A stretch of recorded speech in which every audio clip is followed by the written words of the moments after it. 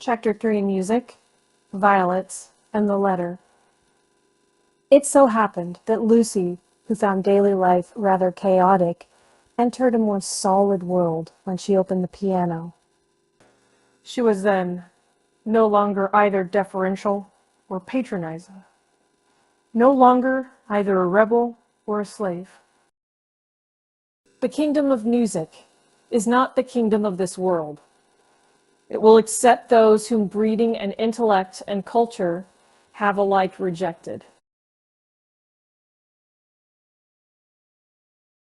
The commonplace person begins to play and shoots into the Empyrean without effort, whilst we look up, marveling how he has escaped us and thinking how we could worship him and love him. He would translate his visions into human words and his experiences into human actions. Perhaps he cannot. Certainly, he does not, or does so very seldom. Lucy had done so never. She was no dazzling executant. Her wrens were not at all like strings of pearls, and she struck no more right notes than is suitable for one of her age and situation. Nor was she the passionate young lady who performed so tragically on a summer's evening with the window open. Passion was there, but it could not be easily labeled. It slipped between love and hatred and jealousy, and all the furniture of the pictorial style. And she was tragical only in the sense that she was great, for she loved to play on the side of victory. Victory of what and over what that is more than the words of daily life can tell us. But that some sonatas of Beethoven are written tragic, no one can gainsay. Yet they can triumph or despair, as the player decides, and Lucy had decided that they should triumph. A very wet afternoon at the Bertolini permitted her to do the thing she really liked, and after lunch she opened a little draped piano. A few people lingered round and praised her playing, but finding that she made no reply, dispersed to their rooms to write up their diaries or to sleep. She took no notice of Mr. Emerson looking for his son, nor of Miss Bartlett looking for Miss Lavish, nor of Miss Lavish looking for her cigarette case. Like every true performer, she was intoxicated by the mere feel of the notes. They were fingers caressing her own, and by touch, not by sound alone, did she come to her desire. Mr. Beebe, sitting unnoticed in the window, pondered this illogical element in this Honeychurch, and recalled the occasion at Tunbridge Wells when he had discovered it.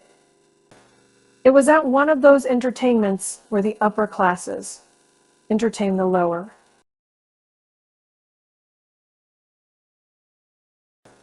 The seats were filled with a respectful audience, and the ladies and gentlemen of the parish, under the auspices of their vigor, sang or recited or imitated the drawing of a champagne cork. Among the promised items was Miss Honeychurch. Piano. Beethoven. And Mr. Beebe was wondering whether it would be Adelaida or the March of the Ruins of Athens, when his composure was disturbed by the opening bars of Opus 3.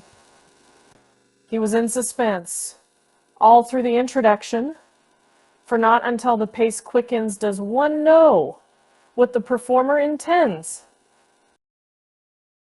With the roar of the opening theme, he knew that things were going extraordinarily. In the chords that herald the conclusion, he heard the hammer strokes of victory. He was glad that she only played the first movement, for he could have paid no attention to the winding intricacies of the measures of 916. The audience clapped, no less respectful.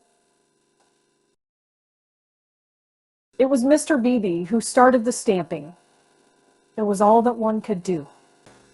"Who is she?" that he asked the vicar afterwards. "Cousin of one of my parishioners. I do not consider her choice of a piece happy." Beethoven is so usually simple and direct in his appeal that it is sheer perversity to choose a thing like that, which, if anything, disturbs. "Introduce me. She will be delighted. She and Miss Bartlett are full of the praises of your sermon." "My sermon?" cried Mr. Beatty. Why ever did she listen to it? When he was introduced, he understood why, for Miss Honeychurch, disjoined from her music stool, was only a young lady with a quantity of dark hair and a very pretty, pale, undeveloped face. She loved going to concerts. She loved stopping with her cousin. She loved iced coffee and limes. He did not doubt that she loved his sermon also.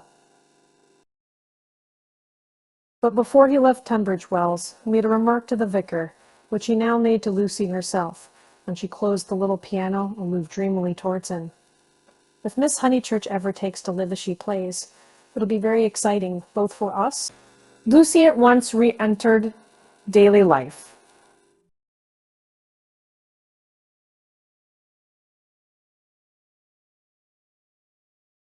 Oh, what a funny thing.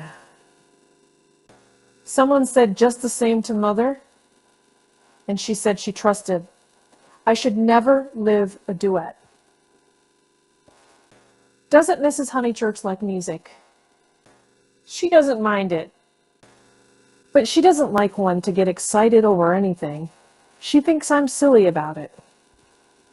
And she thinks, I can't make out. Once, I said that I liked my own playing better than anyone's. She has never got over it. Of course, I didn't mean that I played well. I only meant. Of course, said he, wondering why she bothered to explain. Music, said Lucy. She could not complete it, and looked out absently upon Italy in the wet. The whole life of the South was disorganized, and the most graceful nation in Europe had turned into formless lumps of clothes. The street and the river were dirty yellow, the bridge was dirty gray, and the hills were dirty purple.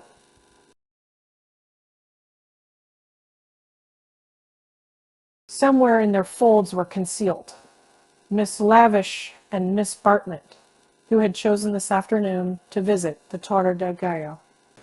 "What about music?" said Mr. Beebe. "Poor Charlotte will be sopped," was Lucy's reply. The expedition was typical of Miss Bartlett, who would return cold, tired, hungry, and angelic, with a ruined skirt, a pulpy Baedeker, and a tickling cough in her throat. On another day, when the whole world was singing and the air ran into the mouth like wine, she would refuse to stir from the drawing-room, saying that she was an old thing, and no fit companion for a hardy girl. "Miss Lavish has led your cousin astray. She hopes to find the true Italy in the wet, I believe." "Miss Lavish is so original," murmured Lucy. This was a stock remark, the supreme achievement of the Pension Vertellini in the way of definition. Miss Lavish was so original. Mr. Beebe had his doubts, but they would have been put down to clerical narrowness. For that, and for other reasons, he held his peace. Is it true, continued Lucy, in awestruck tone, that Miss Lavish is writing a book? They do say so. What is it about?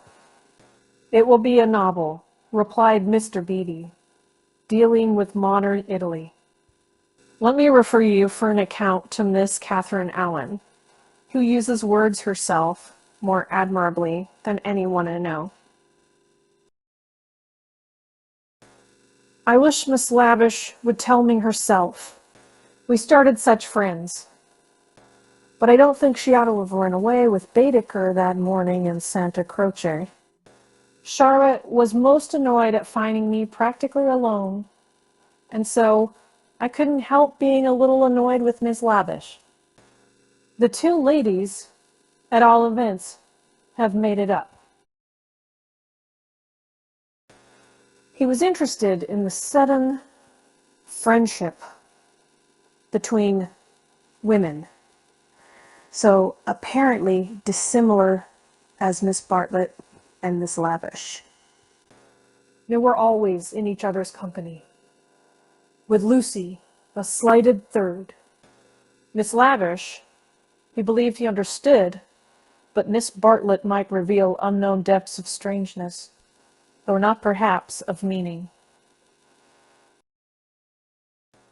Was Italy deflecting her from the path of prim chaperone, which he had assigned to her at Tunbridge Wells? All his life he had loved to study maiden ladies. They were his specialty, and his profession had provided him with ample opportunities for the work. Girls like Lucy were charming to look at, but Mr. Beebe was, from rather profound reasons, somewhat chilly in his attitude towards the other sex, and preferred to be interested rather than enthralled. Lucy, for the third time, said that poor Charlotte would be sopped.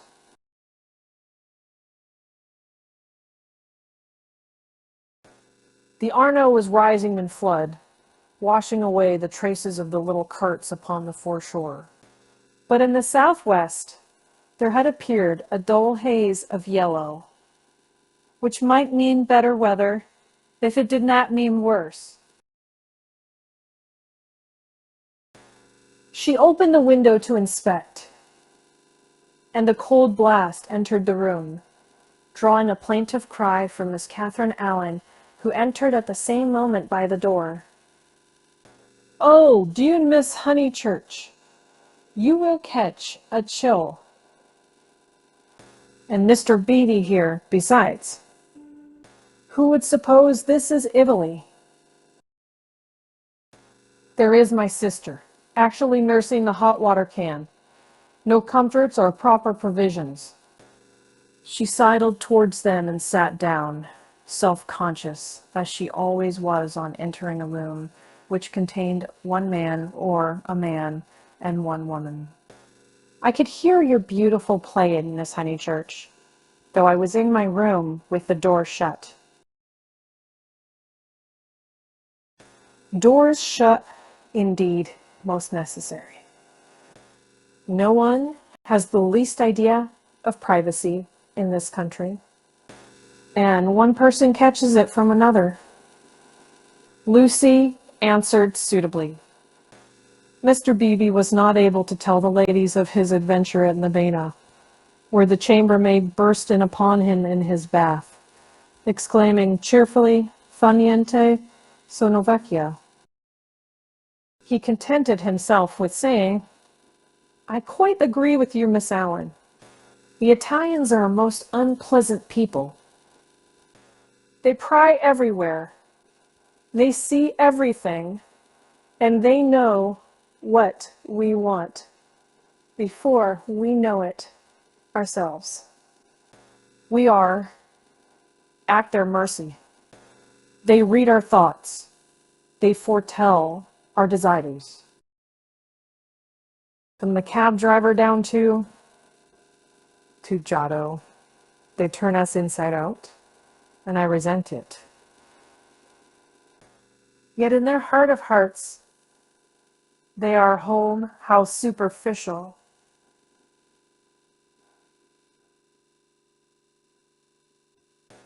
They have no conception of the intellectual life. How right is Signora Bertolini, who exclaims to me the other day, "Oh, Mr. Beatty, if you knew what I suffer over the children's education. I wanted my little Victoria taught by a ignorant Italian what can explain nothing." Miss Allen did not follow, but gathered that she was being mocked in an agreeable way. Her sister was a little disappointed in Mr. Beebe, having expected better things from a clergyman whose head was bald and who wore a pair of russet whiskers. Indeed, who would have supposed that tolerance, sympathy, and a sense of humor would inhabit that militant form? In the midst of her satisfaction, she continued to sidle, and at last the cause was disclosed.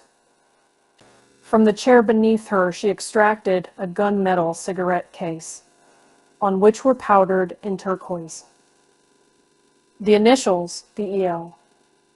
"That belongs to Lavish," said the clergyman. "A good fellow, Lavish, but I wish she'd start a pipe." "Oh, Mr. Beatty," said Miss Allen, divided between awe and mirth.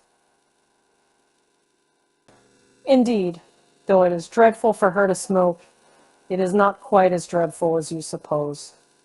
She took to it, practically in despair, after her life's work was carried away in a lancet. Surely, that makes it more excusable. "What was that?" asked Lucy. Mr. Beatty sat back complacently, and Miss Allen began as follows.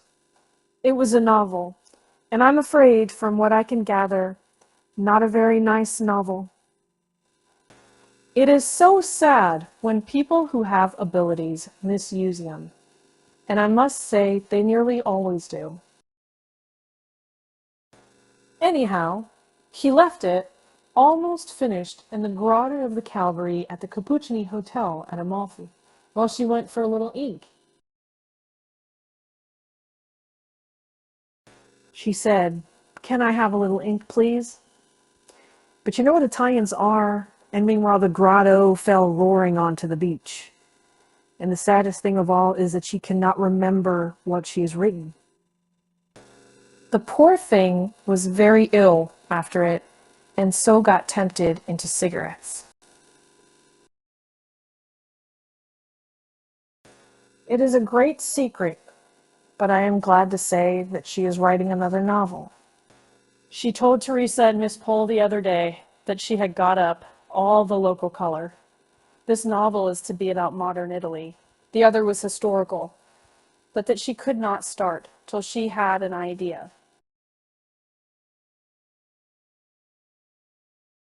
First, she tried Perugia for an inspiration, then she came here, and this must on no account get round.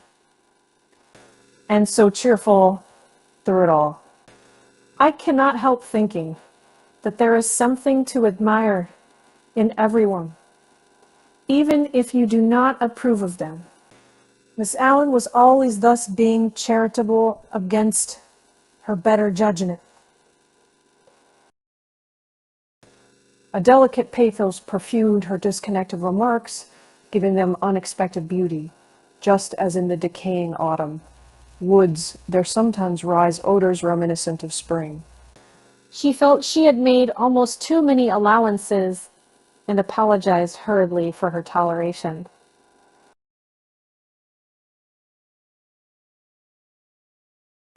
All the same, she's a little too, I hardly like to say unwomanly, but she behaved most strangely when the Emersons arrived.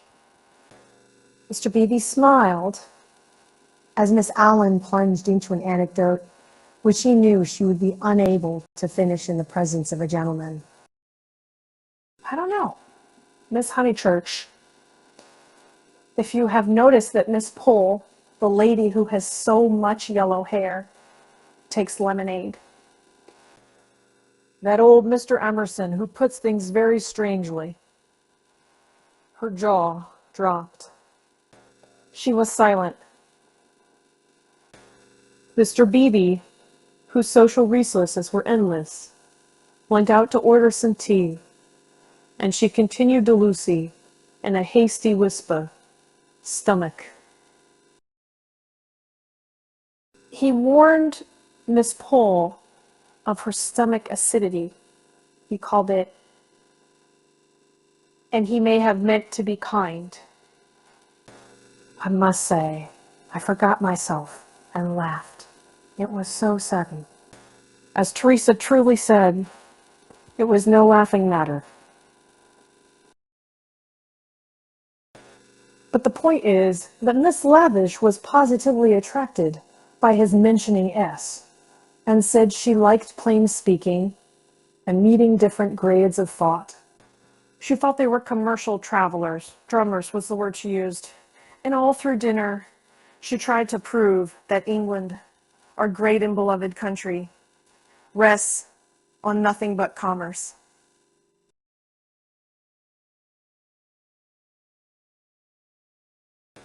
Teresa was very much annoyed and left the table before the cheese, saying as she did so, "There, Miss Lavish, is one who can confute you better than I," and pointed to that beautiful picture of Lord Tennyson. Then Miss Lavish said, "Tut, the early Victorians. Just imagine." But the early Victorians. My sister had gone, and I felt bound to speak. I said, "Miss Lavish, I am an early Victorian. At least that is to say, I will hear no breath of censure against our dear Queen." It was horrible speaking. I reminded her how the Queen had been to Ireland when she did not want to go, and I must say, she was dumbfounded and made no reply. But unluckily, Mr. Emerson overheard this part and called in his deep voice, "Quite so, quite so. I honor the woman for her Irish visit. The woman. I tell things so badly that you see what a tangle we were in by this time, all on account of S having been mentioned in the first place. But that is not all." After dinner, Miss Lavish actually came up and said, "Miss Allen, I'm going into the smoking room to talk to those two nice men." Come to. Needless to say, I refused such an unsuitable invitation, and she had the impertinence to tell me that it would broaden my ideas, and said that she had 4 brothers, all university men, except one who was in the army, who always made a point of talking to commercial travelers. "Let me finish the story," said Mr. Beebe, who had returned. Miss Lavish tried Miss Pole, myself, everyone, and finally said, "I shall go alone." She went. At the end of 5 minutes, she returned unobtrusively with a green baseboard and began playing Patience. "Whatever happened?" cried Lucy. "No one knows. No one will ever know. Miss Lavish will never dare to tell. and Mr. Emerson does not think it worth telling. Mr. Beatty, old Mr. Emerson, is he nice or not nice? I do so want to know. Mr. Beebe laughed and suggested that she should settle the question for herself. No, but it was so difficult. Sometimes he is so silly, and then I do not mind him. Miss Allen, what do you think? Is he nice? The little old lady shook her head and sighed disapprovingly. Mr. Beebe, whom the conversation amused, stirred her up by saying, I consider that you are bound to class him as nice, Miss Allen, after that business of the violets. Violets? Oh, dear. Who told you about the violets? How do things get round? A pension is a bad place for gossips. No, I cannot forget how they behaved at Mr. Eager's lecture at Santa Croce. Oh, poor Miss Honeychurch. It really was too bad. Now, I have quite changed. I do not like the Emersons. They are not nice. Mr. Beebe smiled nonchalantly. He had made a gentle effort to introduce the Emersons into Bertolini society, and the effort had failed. He was almost the only person who remained friendly to them. Miss Lavish, who represented intellect, was avowedly hostile, and now the Miss Allens, who stood for good breeding, were following her.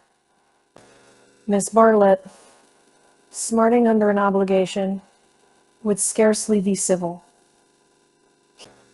The case of Lucy was different.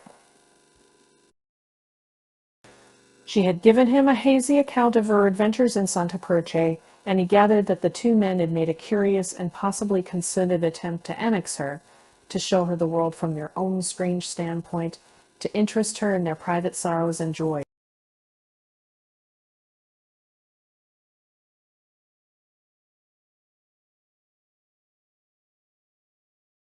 This was impertinent. He did not wish their cause to be championed by a young girl. He would rather it should fail. After all, he knew nothing about them. And pension joys, pension sorrows, are flimsy things, whereas Lucy would be his parishioner.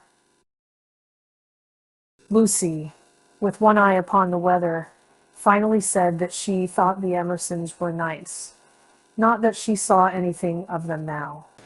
Even their seats at dinner had been moved. But aren't they always waylaying you to go out with them, dear? Said the little lady inquisitively. Only once. Charlotte didn't like it, and said something, quite politely, of course, most right of her. They don't understand our ways. They must find their level. Mr. Beebe rather felt that they had gone under. They had given up their attempt, if it was one, to conquer society, and now the father was almost as silent as the son. He wondered whether he would not plan a pleasant day for these folk before they left. Some expedition, perhaps, with Lucy well chaperoned to be nice to them. It was one of Mr. Beebe's chief pleasures to provide people with happy memories. Evening approached while they chatted. The air became brighter. The colors on the trees and hills were purified, and the Arno lost its muddy solidity and began to twinkle.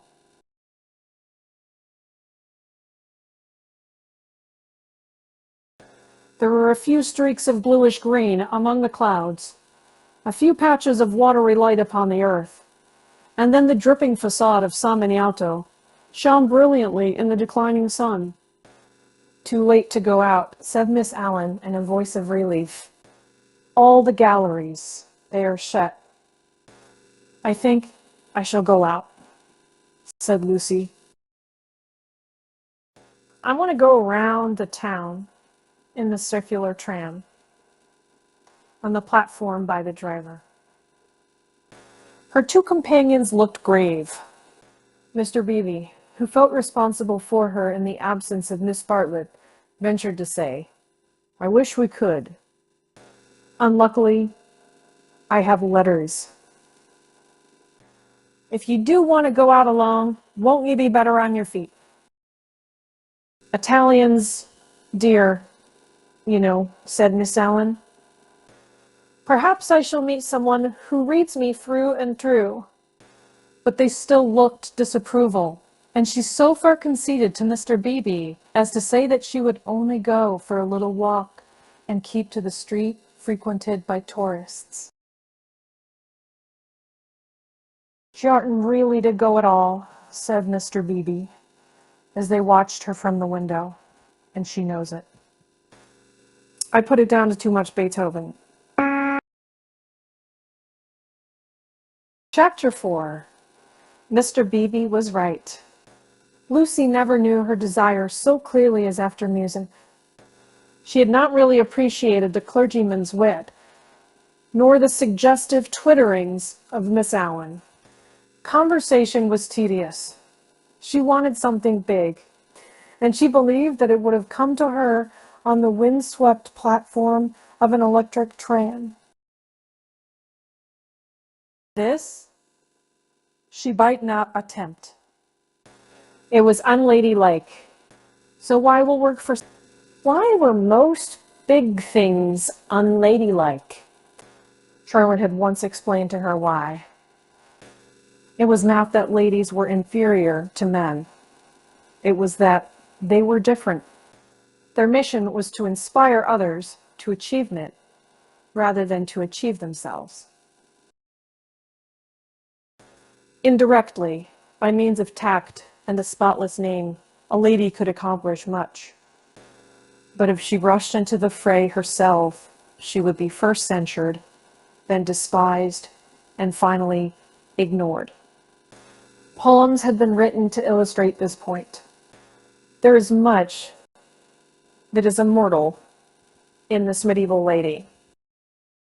The dragons have gone, and so have the knights.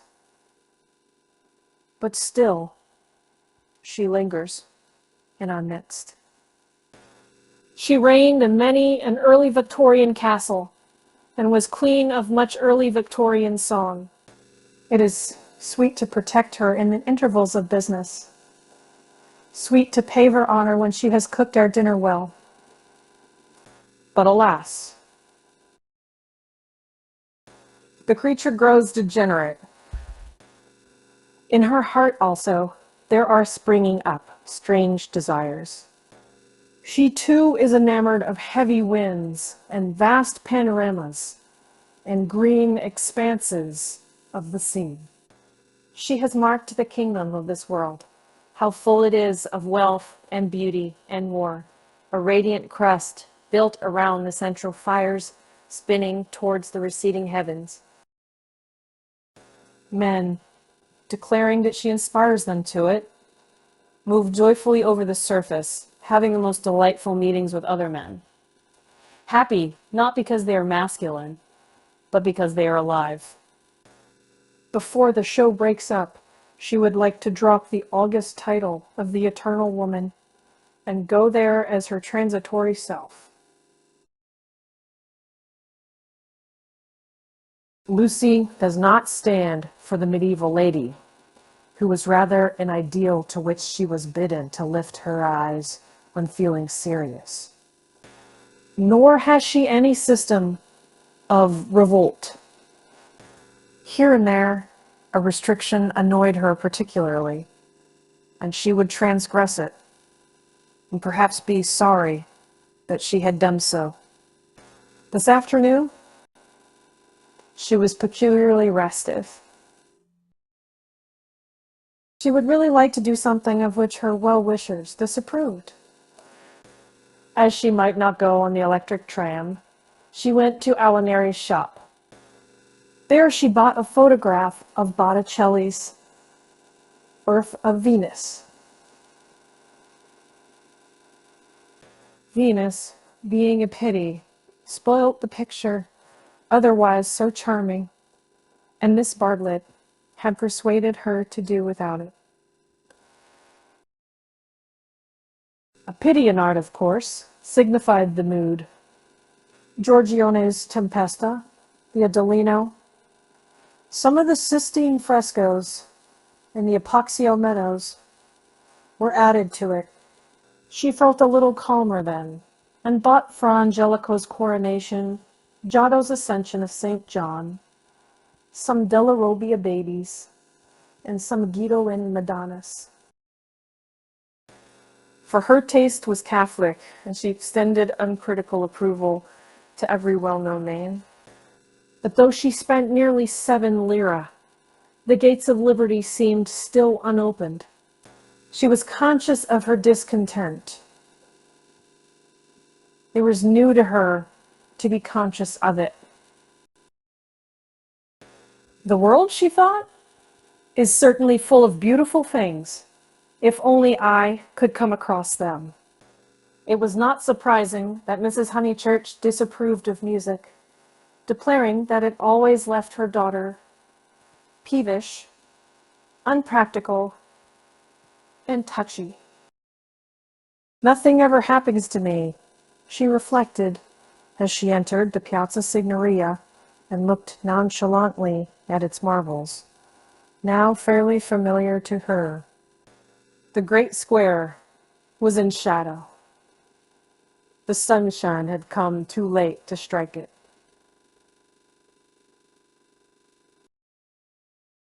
Neptune was already unsubstantial in the twilight, half god, half ghost, and his fountain plash dreamily to the men and satyrs who idled together on its margay. The loggia showed as the triple entrance of a cave, wherein many a deity, shadowy but immortal, looking forth upon the arrivals and departures of mankind.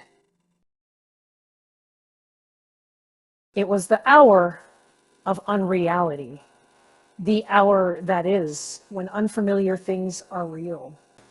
An older person at such an hour, and in such a place, might think that sufficient was happening to him, and rest content. Lucy desired more.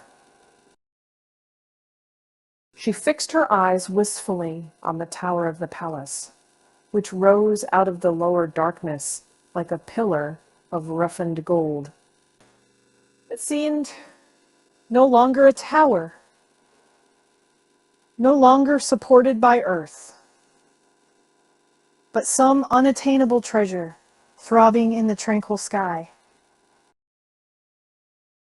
Its brightness mesmerized her, still dancing before her eyes when she bent them to the ground and started towards home. Then something did happen. 2 Italians by the loggia had been bickering about a debt. 5 lire, they had cried. 5 lire. Lire. Lire. They sparred at each other, and one of them was hit lightly upon the chest. He frowned. He bent towards Lucy with a look of interest, as if he had an important message for her. He opened his lips to deliver it, and a stream of red came out between them and trickled down his unshaven chin. That was all. A prow that rose out of the dust. It hid this extraordinary man from her and bore him away to the fountain. Mr. George Emerson happened to be a few paces away, looking at her across the spot where the man had been. How very odd. Across something. Even as she caught sight of him, it grew dim. The palace itself grew dim, swayed above her, fell onto her softly, slowly, noiselessly, and the sky fell with it. She thought, "Oh, what have I done? Oh, what have I done?" She murmured and opened her eyes. George Emerson still looked at her, but not across anything. She had complained of dullness, and lo, one man was stabbed, and another held her in his arms. They were sitting on some steps in the Uffizi arcade. He must have carried her. He rose when she spoke and began to dust his knees. She repeated, "Oh, what have I done?" "You fainted." I am very sorry. How are you now?" "Perfectly well. Absolutely well." And she began to nod and smile. "Then let us come home. There's no point in our stopping." He held out his hand to pull her up.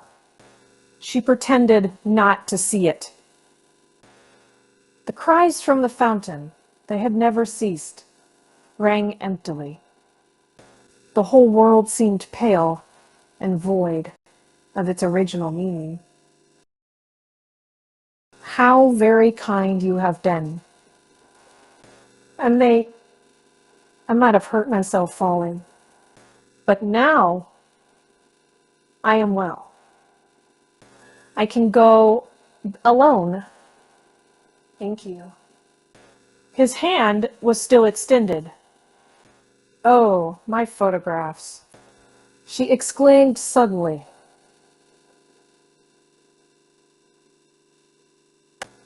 "What photographs?" "I bought some photographs at Alinari.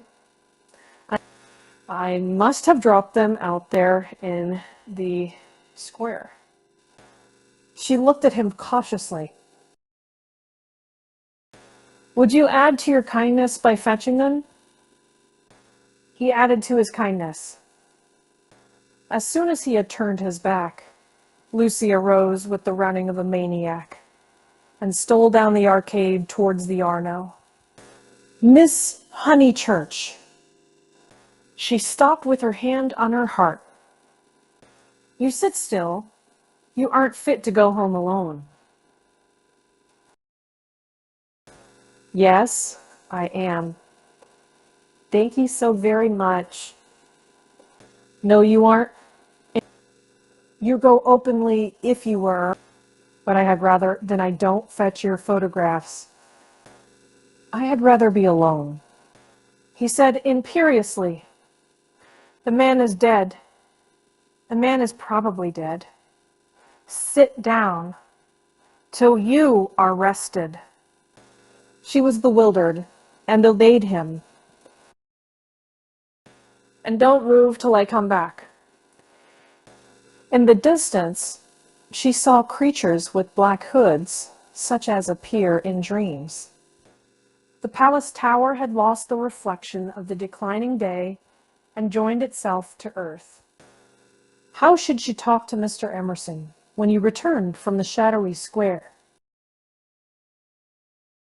Again, the thought occurred to her, "Oh, what have I done?" The thought she, as well as the dying man, had crossed some spiritual boundary. He returned, and she talked of the murder. Oddly enough, it was an easy topic. She spoke of the Italian character. She became almost garrulous over the incident that had made her faint 5 minutes before. Being strong physically, she soon overcame the horror of blood. She rose without his assistance, and no wings seemed to flutter inside her. She walked firmly enough towards the Arno. Their cabman signaled to them. They refused him. And the murderer tried to kiss him. You say how very odd Italians are, and gave himself up to the police.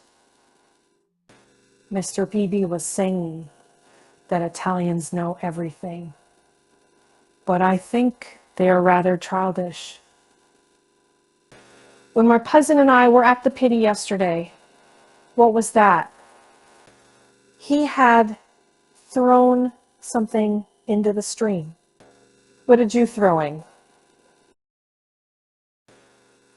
Someone typically said to this, even though sailing sex crossly, things I didn't.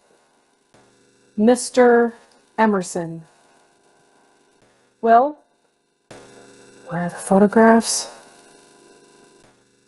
He was silent. I believe it was my photographs that you threw away. I didn't know what to do with them, he cried, and his voice was that of an anxious boy. Her heart warmed towards him for the first time. They were covered with blood. There. I'm glad I've told you. And all the time we were making conversation, I was wondering what to do with him. He pointed downstream. They've gone. The river swirled under the bridge, I did mind them so, and one is so foolish, it seemed better that they should go out to the sea. I don't know. I may just mean that they frighten you. Then the boy verged into a man. For something tremendous has happened, and must face it without getting muddled. It isn't exactly that a man has died.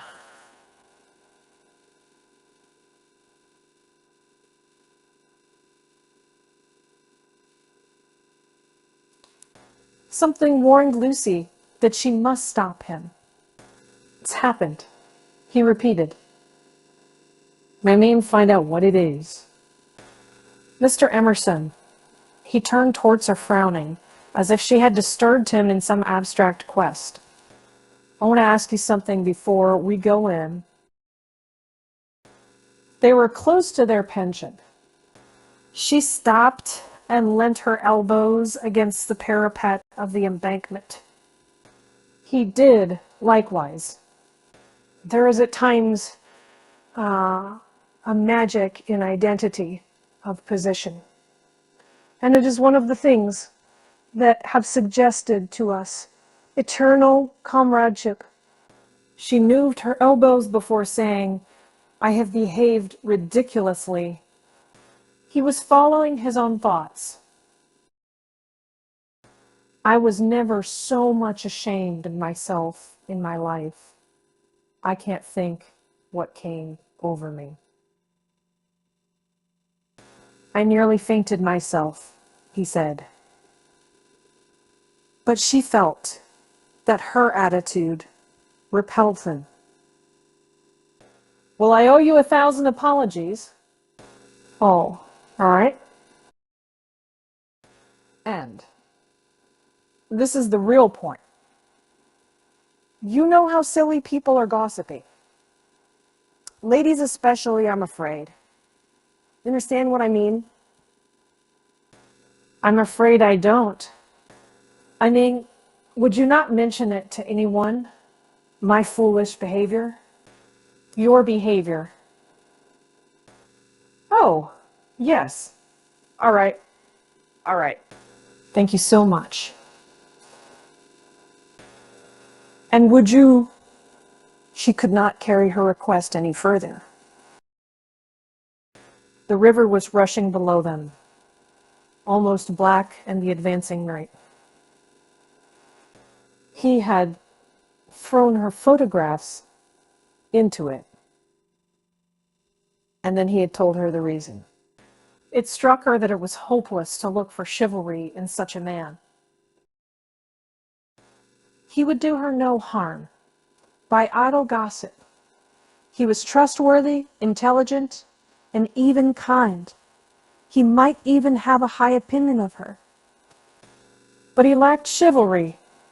His thoughts, like his behavior, would not be modified by awe. It was useless to say to him, "And would you?" and hope that he would complete the sentence for himself, averting his eyes from her nakedness, like the night in that beautiful picture. She had been in his arms, and he remembered it, just as he remembered the blood on the photographs that she had bought in Awanari's shop.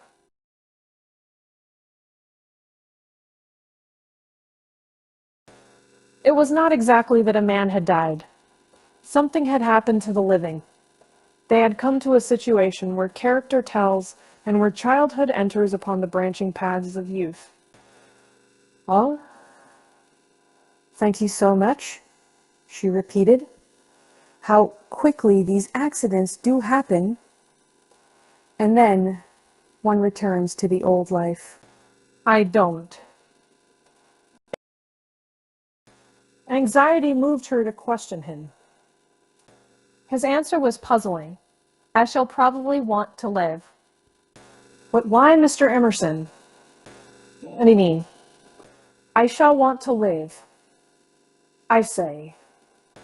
Leaning her elbows on the parapet, she contemplated the river Arno, whose roar was suggesting some unexpected melody to her ears.